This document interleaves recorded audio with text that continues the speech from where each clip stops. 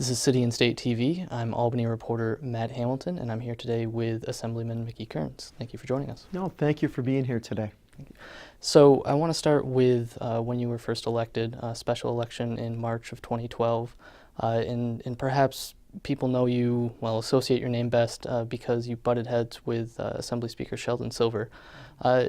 Tell me a little bit about things that have happened since last May when you left the Democratic Conference, and if you think things are any better within the conference and the Speaker's leadership.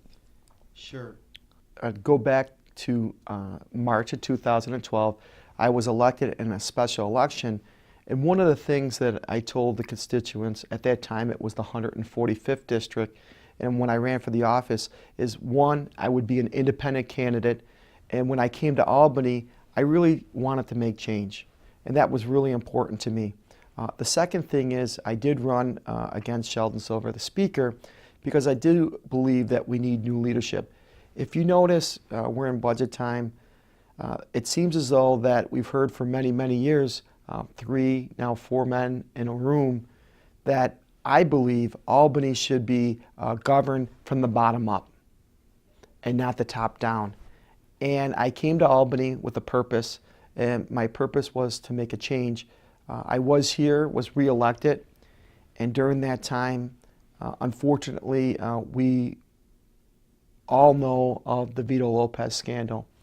And the thing that concerned me was that at that time, one of my colleagues, not only did he sexually harass, and it was proven by the ethics committee that he was doing that, but at that time, the Speaker gave them an additional 2 interns. I could not, after reading the Jacob report in good conscience, stay within the conference, and I left the conference.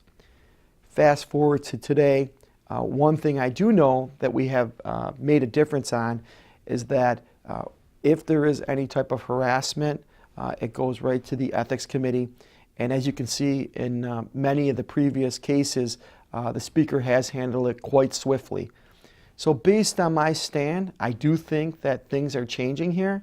I think people aren't going to put up with that nonsense anymore. We're here to do the people's work. We're here to do great legislation. We're here to make New York the best state it can be. And that's why I'm here. And I was here for a purpose. I'm here to do a good job. I'm here to work with people. And I'm looking forward to a productive session. But I do think, based on my stance, that things have changed in Albany. To start this year off, there was that word scandal again involving one of your colleagues from Western New York. What do you think of the way things were handled this time, and was it any better or worse or the same?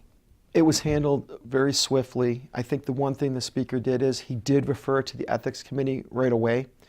This is becoming a political issue. And the governor got involved, and I think the governor did a great job of saying that it was unacceptable. And he called out on that particular legislator to either deny the scandal or resign. And that man, unfortunately, decided to resign and move forward with his life. I pray for him every day. He was a friend of mine. He was a colleague of mine. And I pray for the victims every day. And they were, some of them were friends of mine. So it was not a good situation, but it proves, and for young people out there today in a new work environment, that you do have rights, and there is a process to go through. And although things are improving, they can always be better. And we're hopeful that this does not happen again, and I hope that the legislators learn from that, and that it will be unacceptable in Albany to harass your staff or other people while you're an elected official. So I do think the Speaker handled it much better, referring it to the committee, and there's still some pending things going on. I know there's some legislation out there that we would like to see passed. I know Assemblyman O'Donnell has some legislation dealing with interns who aren't on the payroll, who possibly may have been sexually harassed, that they have a process to file some type of claim against that person. So Albany is changing, and I think it's changing for the better. Now, the governor has proposed creating a hotline for people who feel that they're being sexually harassed to call, get the allegations out, and go from there. what kind of symbol do you think that shows the leadership taking an action like that? And do you think that's effective? Do you think people would actually utilize that? I do think they will utilize it. I said, one, I want to commend the governor for doing that, him being proactive. He has something I asked for was a Moreland Commission. I said that way back, and the governor has instituted a Moreland Commission based on a number of different things, and the one thing he's talked about is corruption. We cannot have corruption. In addition to having scandals, we've had some of my colleagues who have been arrested and have been convicted and are now serving jail time. That's unacceptable when you're an elected official. I've learned a lot in my short 2 years here, and I think the one thing we know going forward is we do have a lot of great assembly people, men and women, who are there to fight for good causes.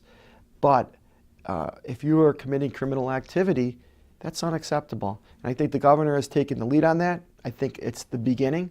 It's not the end of what we can do. And I commend him for that. And I do think a hotline will be helpful. I think as we go along and as we talk to the experts who deal with this on a daily basis, we are going to see legislation, which I'll be very supportive, to make that process easier. If we lived in a perfect world, we wouldn't have these things. But unfortunately, we don't live in a perfect world. We're people, and people make mistakes. And I think going forward, what we have to do is we have to have a process for those people to be able to report those incidences where they feel as though that they've been harmed by an elected official or by a supervisor. Looking to this session, in our 2014 legislative preview, you mentioned that your top priority this year is going to be getting a pair of home foreclosure bills passed. Tell me a little bit about what those bills are and what they're aimed to do. Well, you can't see because you're sitting here, and I didn't do this on purpose, but behind you there's a sign that says, "Good neighbor, good faith." I was a city councilman for many, many years, and I had the honor of representing the city of Buffalo. One thing I do know in Buffalo, and the state has been very responsive, is we have a vacancy problem. We have an abandonment problem. At one point in time, Buffalo at the turn of the century was one of the wealthiest cities in the world, if you could believe that. We have a beautiful waterfront. We had waterfront manufacturing. We had grain elevators. We had the railroads. Buffalo was a city at one time of 650,000 people. We're currently about 265,000 people. With the decline in population, the loss of the Republic and Bethlehem Steels, the steel industry, we saw that decline. And what occurred was a city that was built, that has great bones, it's 42 square miles, but it's analogous to what we're seeing in Detroit. Detroit, Biloxi, and then Buffalo have the third most vacancies in the country. And now what we're seeing with the economic crisis that occurred, where many people lost their properties after the housing boom, the banks were in disrepair. They had to be bailed out by the federal government. People are being foreclosed upon because the economy was so bad in 2009, they lost their jobs. They couldn't pay their mortgages anymore.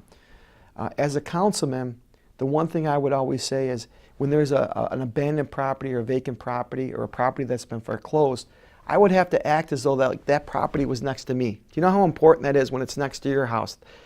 And I talked to many different people, and what we saw was there was a judge, his name at that time in housing court was Judge Hank Nowak. His father was a congressman, and we were talking about what we can do. And he coined the term incomplete foreclosures. And what that means is banks are commencing foreclosures, and they're throwing people out of their houses. But there's a foreclosure process in New York, and some would say it's one of the longest in the country. And what goes on is once these people are out of their properties, the banks don't retain title. So no one is caring for the properties. No one knows who owns the properties. The local municipalities don't know what's going on with the properties. So if my property was foreclosed upon, I was removed from the property, and if the banks don't take title to that property, I'm still on the deed. I'm still the owner of record. Well, what happens? The grass doesn't get cut. The property goes in disrepair. What does that do to a neighborhood? It causes blight. And when you talk to a person and they're looking at a neighborhood, my saying is, you just don't buy the house, you buy the neighborhood. And the first bill, A88, what it would do is it would provide contact information to both neighbors on both sides, because they're the important people, because now they have the vacant property. And secondarily, it would provide information to the local municipalities. Major thing that the banks fought me on. They don't want to be a good neighbor. So I'm asking not all the banks, but some of the big banks to be good neighbors. They're holding on to these properties for dear life. Well, what happens after 3, 4, 5 years? They go in disrepair. The roof leaks. And basically, many of the municipalities are paying for that. And in addition to that, the second bill, which would make the process in the banks much more accountable. So if you look at it as a young assemblyman, you would say, well, why is that important? I understand what's going on in Buffalo. But if you look at that map up there, that's the state of New York.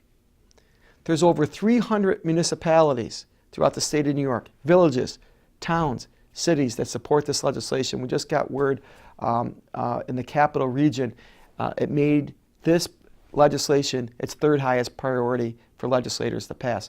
So it's something that I'm hopeful that the governor will work with us on. I'm hopeful that the Senate will work with us on. It has passed the Assembly before, but we're hopeful that this is the year that it gets done. And you're talking about housing revitalization, and the word revitalization is used a lot with the economy in the Buffalo area. The phrase cranes dotting the Buffalo skyline has been used repeatedly. Tell me a little bit about the sentiment of people, and if things really are looking up and people really are becoming more positive with this economic development. I talked a little bit earlier about the steel industry and Buffalo and Republic Steel. There was an area in my district that I used to represent as a councilman, and Republic Steel, and it's just a blighted area. It was a brownfield. Buffalo has some of the largest brownfields in the state of New York are in Buffalo. We were an industrial city, if you remember that. So now we have brownfields. How do we reclaim that? We partnered with the state of New York to do some brownfield opportunity areas.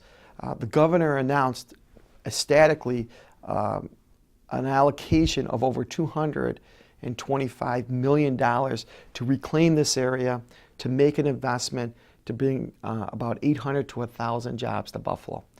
If you talk about what's going on, when you talk about jobs, you yourself, you're a young guy, what's the most important thing is to get a job. You need a job. Put a couple bucks in your pocket, pay off maybe some student debt to maybe in the future build your income. Jobs are the most important thing. And in Buffalo, we're seeing cranes in the sky. They were an endangered species, cranes in Buffalo, but now they're there. Terry Pagula, the owner of the Buffalo Sabres, made a huge investment, over $250 million of investment to build a new state-of-the-art ice skating center for training for young hockey players. With our proximity to Canada, we're seeing these brownfields reclaimed. Our waterfront is being revitalized. As the president said, Buffalo's on the move. And I'm very proud to live in Buffalo. I'm very proud to be part of that in some small way. And I give a lot of credit for a lot of the hardworking people in the private sector who stuck with us for a long time.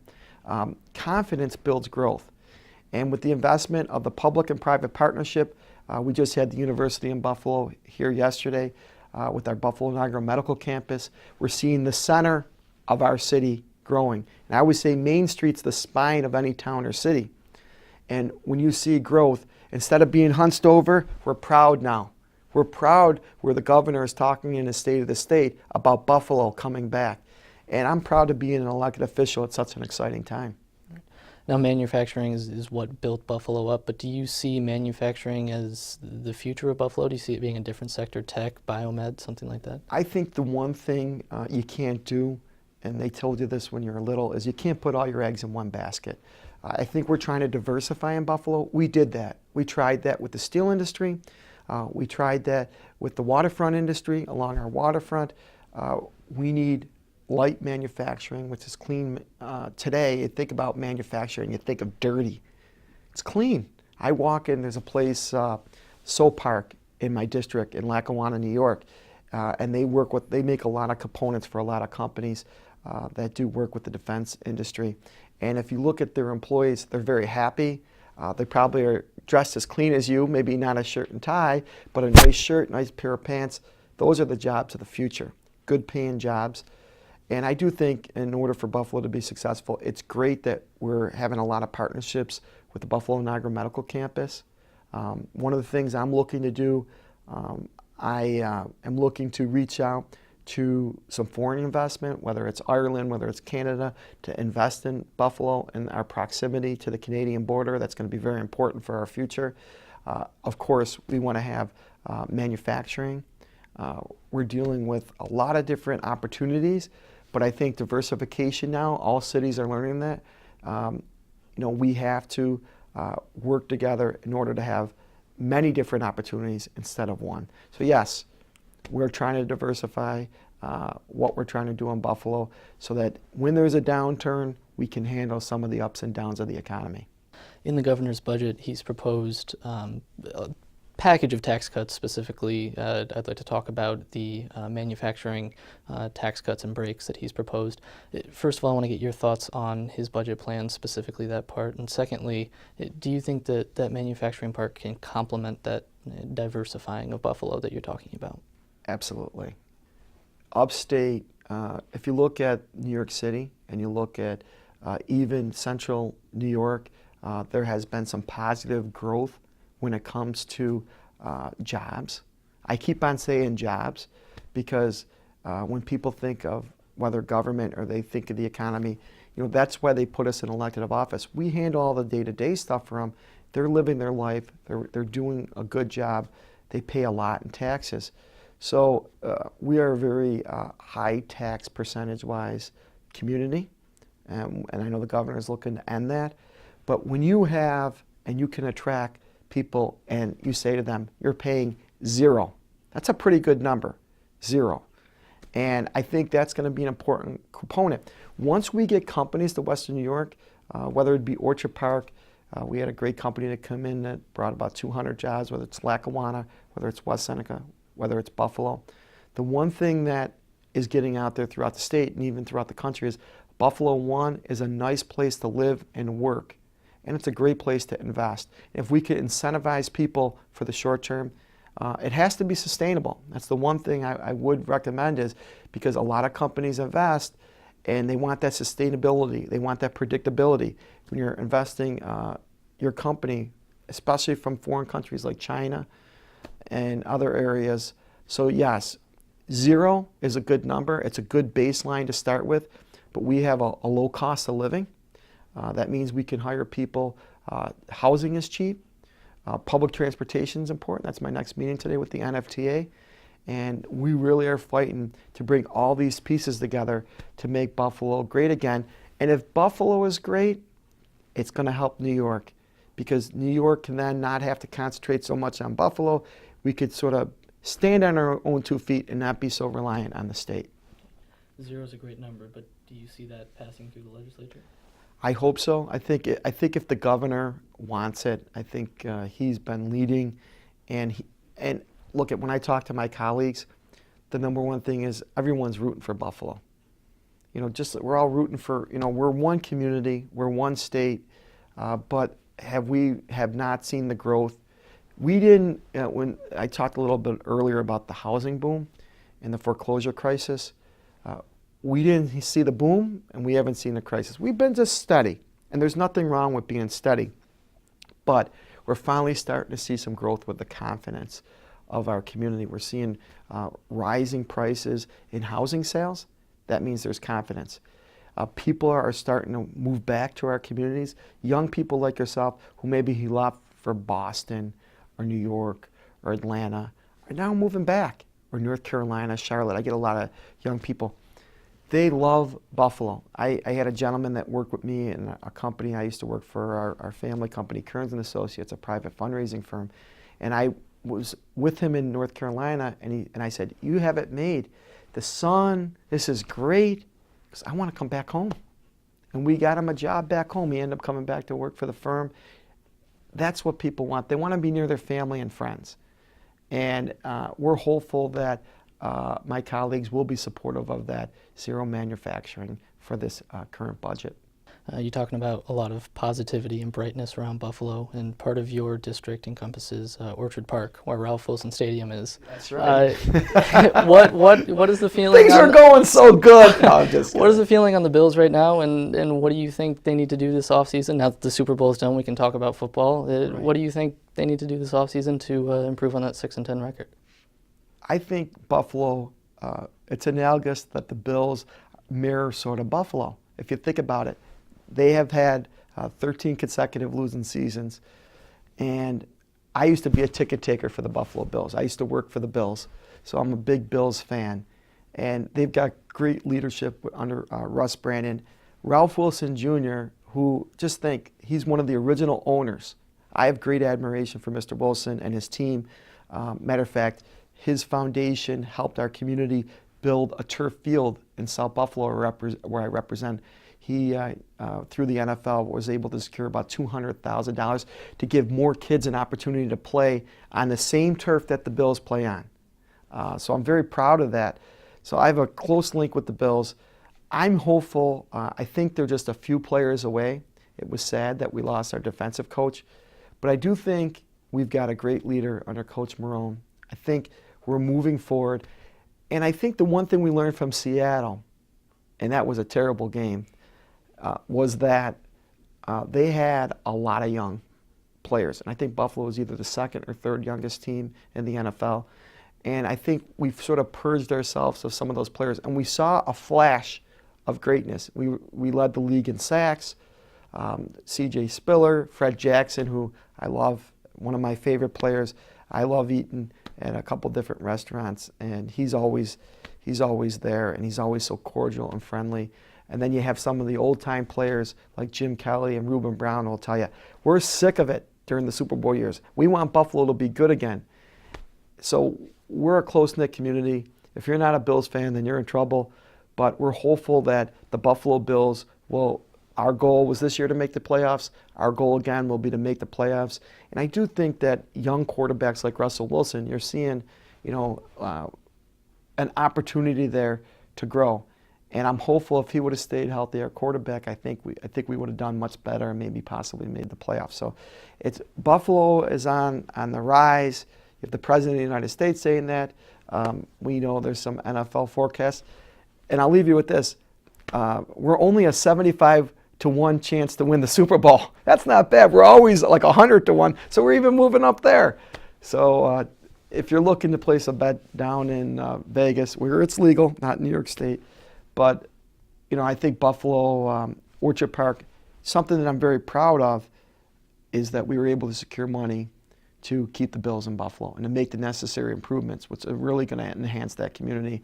When you have bars like the Big Tree Tavern, where many of the players go, and it's a hometown favorite around the stadium.